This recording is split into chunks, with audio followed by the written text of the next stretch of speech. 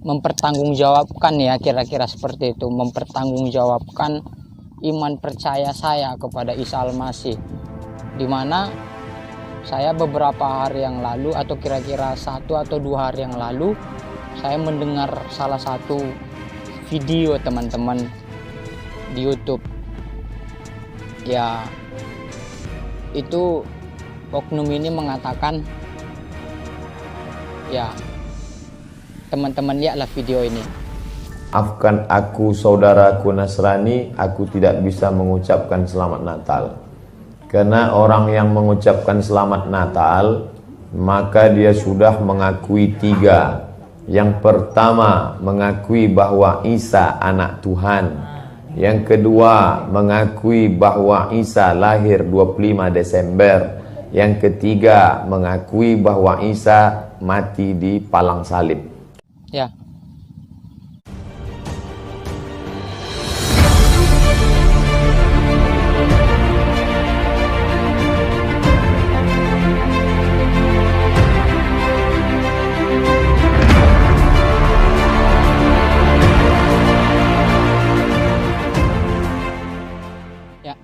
Assalamualaikum, Besem Mamasya. Salam sejahtera bagi kita sekalian dalam Al-Masih. Ya, saya sapa teman-teman sekalian yang ada di sana. Ya, kita berada sekarang di Pantai Datuk Alam. Ini adalah wisata yang berada di Kabupaten Batubara, teman-teman, Kecamatan 50. Ya. Saat ini saya ingin membuat video ini terkait ingin mempertanggungjawabkan ya, kira-kira seperti itu, mempertanggungjawabkan iman percaya saya kepada Isa Al-Masih, dimana saya beberapa hari yang lalu atau kira-kira 1 atau 2 hari yang lalu saya mendengar salah satu video teman-teman di YouTube ya, itu oknum ini mengatakan ya, teman-teman lihatlah video ini. Maafkan aku saudaraku Nasrani, aku tidak bisa mengucapkan selamat Natal. Karena orang yang mengucapkan selamat Natal, maka dia sudah mengakui 3. Yang pertama, mengakui bahwa Isa anak Tuhan. Yang kedua, mengakui bahwa Isa lahir 25 Desember. Yang ketiga, mengakui bahwa Isa mati di palang salib. Ya, teman-teman mengertilah ya maksud saya terkait video itu. Jadi intinya adalah tidak boleh mengucapkan selamat Natal bagi kaum Kristiani. Kira-kira menurut teman-teman sekalian, baik saudara seiman saya ataupun sahabat saya Muslim, bagaimana tanggapan saudara-saudari?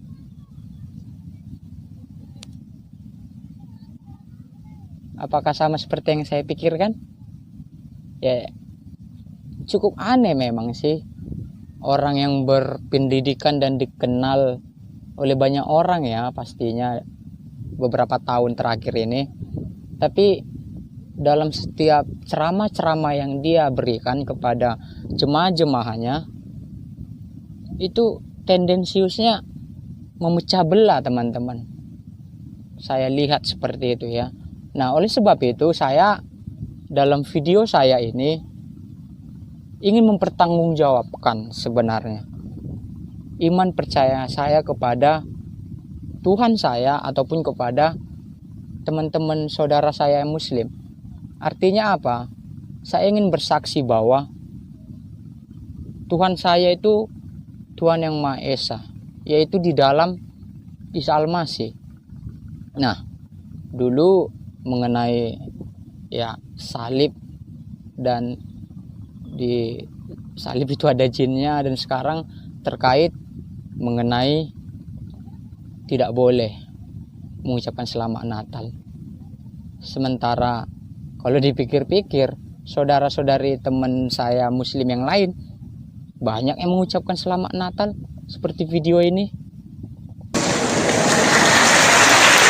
Saya beberapa hari yang lalu diundang acara Holnya Gus Dur, sesuatu yang sangat menarik, seluruh Indonesia hadir. Dan yang lebih menarik, kurnya diambil dari gereja di Temanggung. Padahal satu suasana yang sungguh sangat menyenangkan, bagaimana saling menghargai, saling berbagi terjadi. Dan saya yakin pasti hari ini Bapak Ibu sudah berbahagia.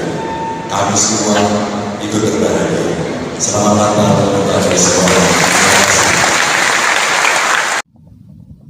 Video ini lagi.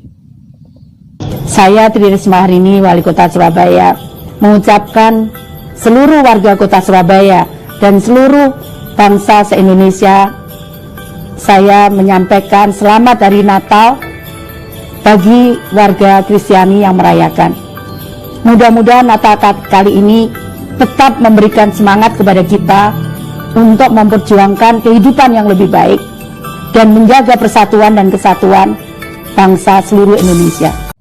Nah, jadi saya pikir cukup aneh dan konyol, bahkan tidak pantas seorang ustadz seperti beliau bertendensius memecah belah. Ya kalau itu berbicara kaidah, ya itu bolehlah privasi di dalam ajaran-ajaran keislaman. Tapi kalau saya pikir hanya untuk silaturahmi, untuk membangun kebersamaan, motivasinya itu untuk mengucapkan selamat Natal, saya pikir tidak jadi masalah teman-teman. Tapi akan jadi masalah apabila dihubung-hubungkan, dikait-kaitkan dengan kaidah. Coba seorang ustadz yang dikenal sejagat raya di Indonesia ini mengeluarkan statement seperti itu, tidak boleh mengucapkan selamat Natal karena itu bertentangan dengan kaidah katanya.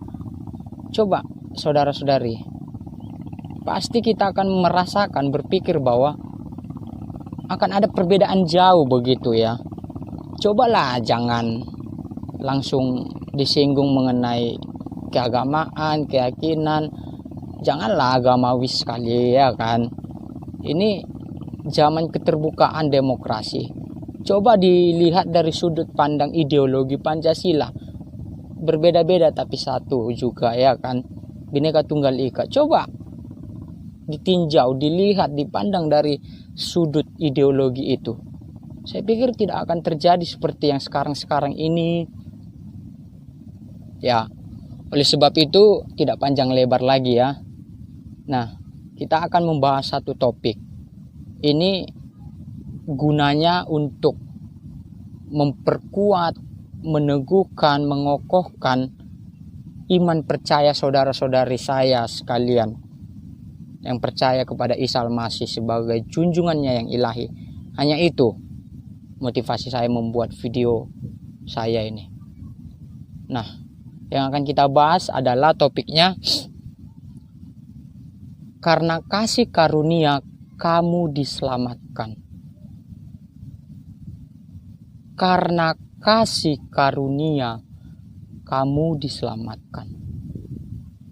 Hologos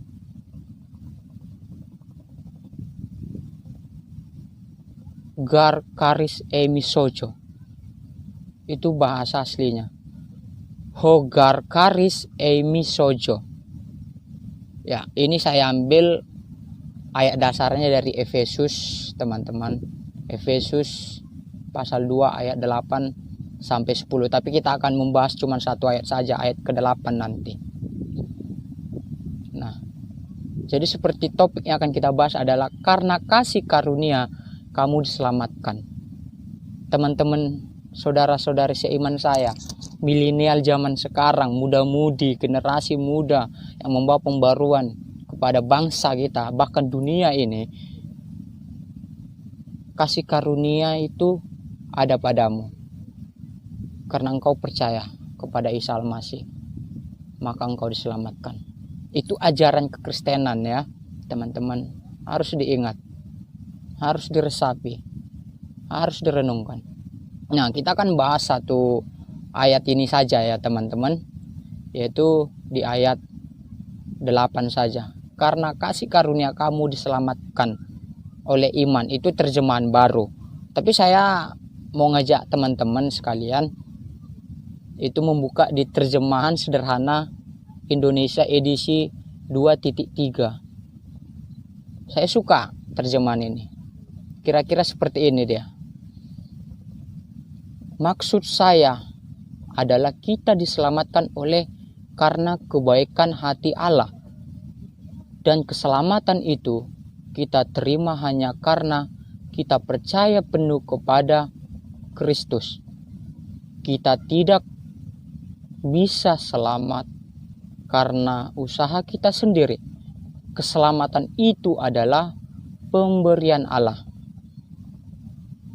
Nah, jadi kita baca sekali lagi ya, atau teman-teman bisa menghayatinya di layar kita ini nanti. Kita baca pelan-pelan ayat ini supaya kita mengerti dengan baik. Maksud saya adalah kita diselamatkan oleh karena kebaikan hati Allah. Dan keselamatan itu kita terima hanya karena percaya penuh kepada Kristus atau Mesias. Kita tidak bisa selamat karena usaha kita sendiri. Keselamatan itu adalah pemberian Allah. Kalau terjemahan King James Version, gift, pemberian Allah. Nah, jadi di dalam topik kita ini teman-teman, karena kasih karunia kamu diselamatkan, hogar karis eimi sojo. Itu bahasa Yunaninya ya, bahasa aslinya. Nah, ada beberapa hal yang perlu kita mengerti dari ayat ke-8 ini khusus ya. Jadi keselamatan itu dari Allah. Dan kita menerimanya itu melalui percaya, dikatakan di ayat 8 tadi. Dan kita tidak bisa selamat dengan usaha kita, amal ibadah kita, perbuatan baik kita, sedekah kita, pemberian ya mungkin buah pikiran, tenaga, materi untuk orang-orang yang membutuhkan atau tidak membutuhkan. Semua yang baik yang kita lakukan atau usaha yang sekuat tenaga kita tidak bisa selamat, dikatakan dia tadi. Oleh karena itu, dan ditekankan keselamatan itu adalah pemberian Allah. Nah, pertanyaan yang perlu kita bahas dalam ayat ini ada dua hal yang penting, yaitu mengapa di dalam Isa Al-Masih keselamatan itu. Kedua, bagaimana Isa Al-Masih menyelamatkan kita? Ini pertanyaan yang sangat penting dan mendalam sebenarnya teman-teman. Ya, kita akan belajar dan kita akan jawab satu-satu pertanyaan ini. Yaitu pertanyaan yang pertama. Mengapa di dalam Isa Al-Masih keselamatan itu? Teman-teman ingat bahwa Roma 10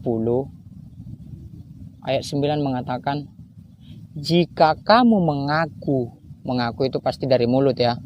Jika kamu mengaku bahwa Isa Al-Masih adalah junjungan yang ilahi dan percaya dalam hati bahwa Allah telah menghidupkan dia dari kematian, maka kamu akan diselamatkan.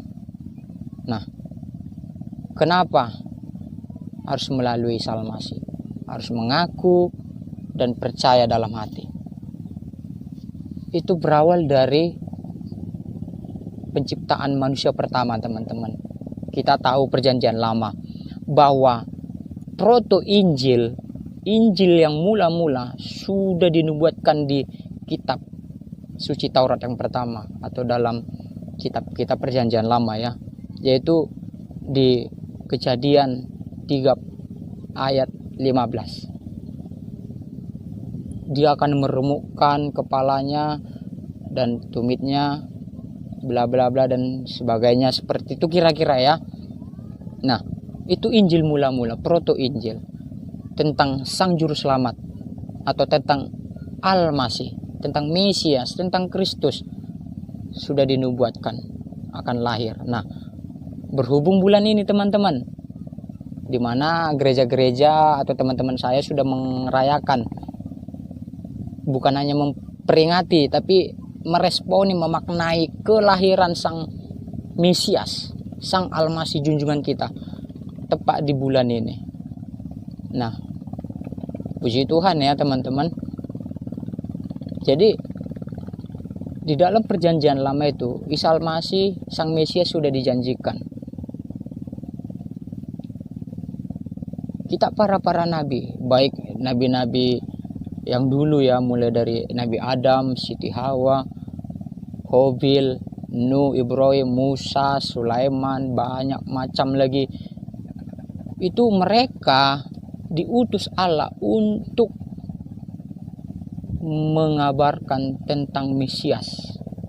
Sebenarnya kalau teman-teman tahu tentang Al-Masih, benang merahnya itu tentang Isa Al-Masih.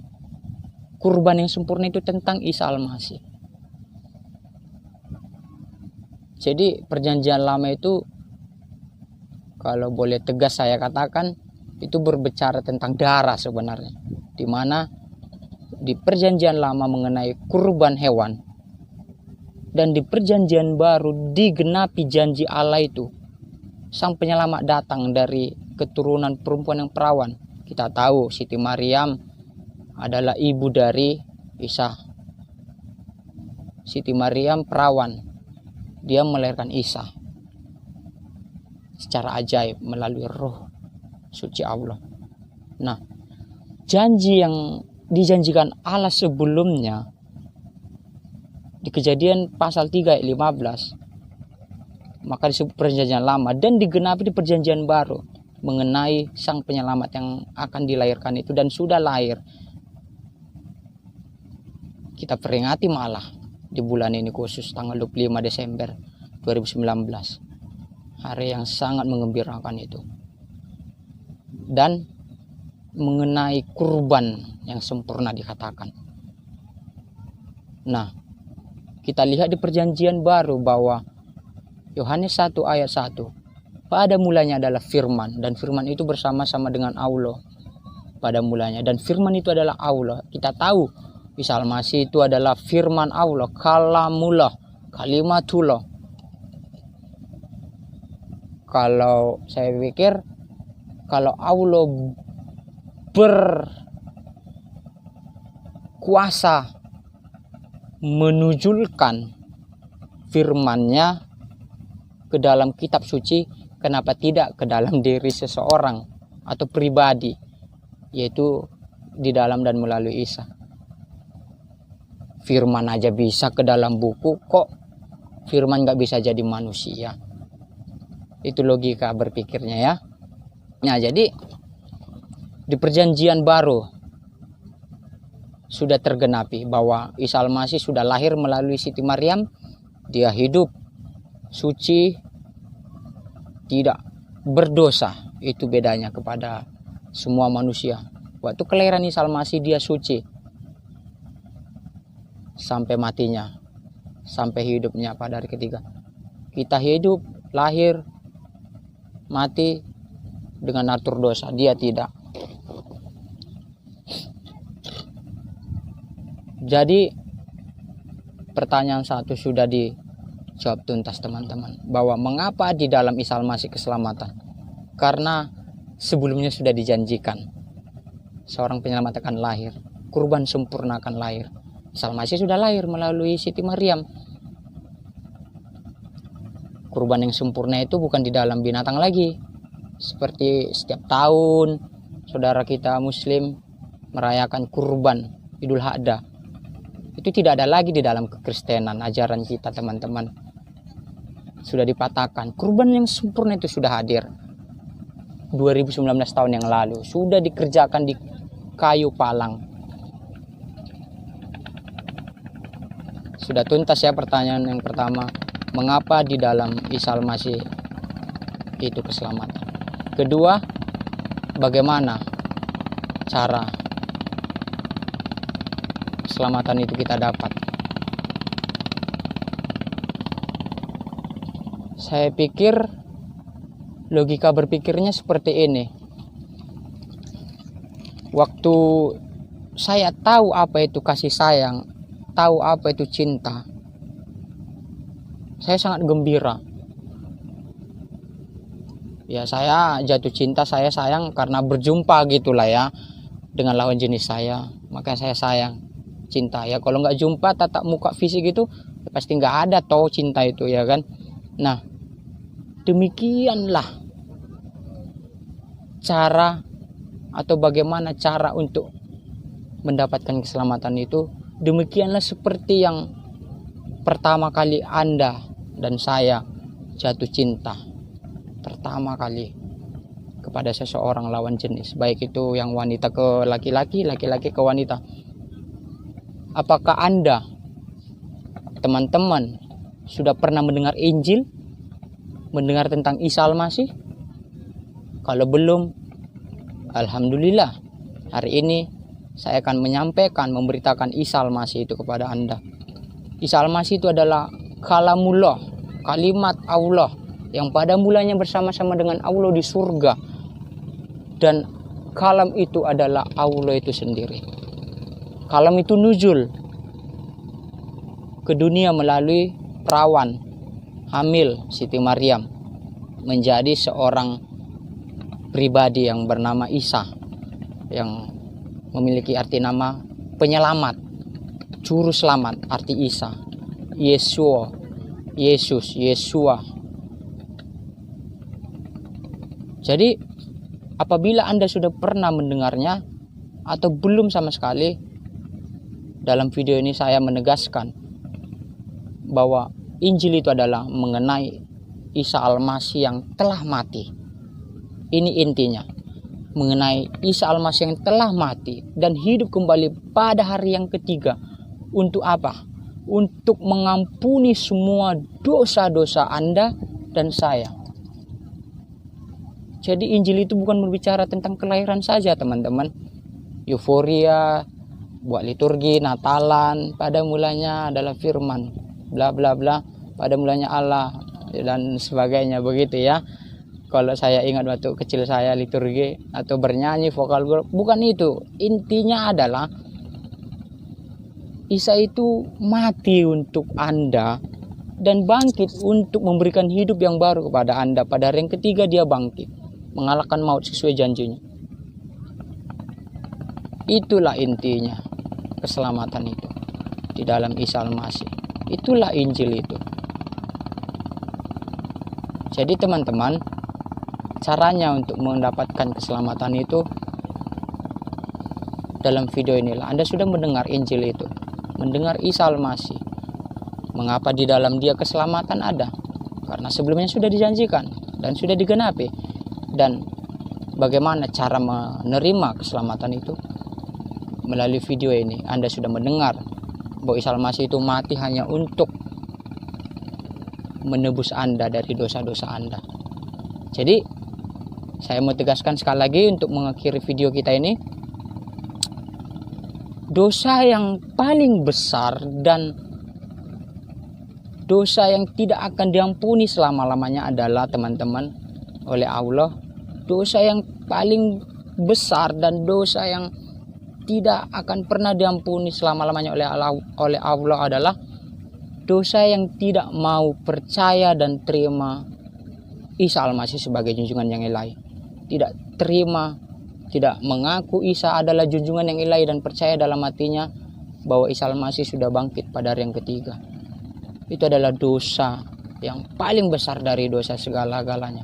Memang dosa itu nggak ada dosa besar ya, dosa kecil, tapi saya membuat istilah ini untuk menegaskan bahwa dosa itu serius, harus diselesaikan di dalam palang itu, di dalam Isa Al-Masih. Jadi Anda sudah mendengar teman-teman tentang Isa Al-Masih. Bagaimana? Apakah Anda mau, teman-teman mau semua dosanya diselesaikan, dihapuskan, diampuni oleh Allah melalui Isa Al-Masih? Mau mengaku, percaya dalam hati bahwa dia telah mati dan hidup kembali pada hari ketiga untuk menebus teman-teman dari dosa teman-teman semuanya.